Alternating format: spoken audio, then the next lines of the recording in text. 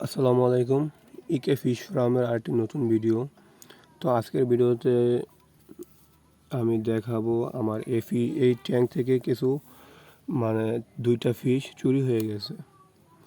এই ট্যাঙ্কে ছিল ক্রেফিশ বা লফটার যাই বলেন, অরেঞ্জ কালার দুইটা ক্রেফিশ ছিল, আর সাথে ছিল কিছু ব্ল্যাক মস্কুর বাচ্চা। তো হঠাৎ করে আমি সকালবেলা ঘুম থেকে উঠে এসে দেখি যে এই ট্যাঙ্কের মধ্যে কোনো চিংড়ি নাই, লবস্টার নাই এই ট্যাঙ্কের মধ্যে। তো আমি অনেক খোঁজাখুঁজি করলাম চারপাশ, যে হয়তো পড়ে গেছে, যেহেতু চিংড়ি তো লাফালাফি করে অনেক। তো আমি খুঁজেও পাই নাই। এটার মধ্যে ভালো করে খুঁজছি, কোনো লবস্টার নাই।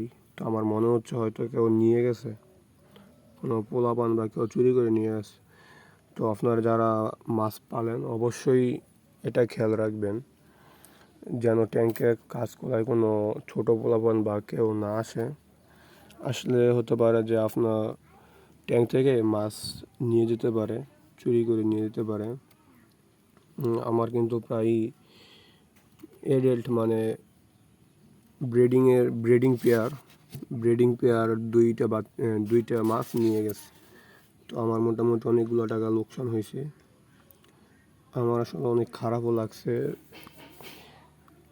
ওই ভিডিও স্ক্রিনে যা দেখতেছেন এইগুলা ছিল আমার লবস্টার চিংড়ি। ভিডিও স্ক্রিনে বড় বড় হয়ে গেছিলো, কয়েকদিনের ভিতরে হয়তো বাচ্চা দিত, ডিম বাচ্চা করতো। তো আসলে আমার কপালে নাই, ব্রোডেড মাছগুলা এভাবে হারাইলাম। মাছগুলা দূর থেকে কালেক্ট করছিলাম, এখন আছে শুধু এটার মধ্যে ব্ল্যাক মস্কো। আসলে আফসোসের বিষয় যে এই মাছগুলা চুরি হয়ে গেছে। সবাই খেয়াল রাখবেন যারা মাছ পালন করেন, অবশ্যই যে ট্যাঙ্ক থেকে মাছ চুরি হতে পারে।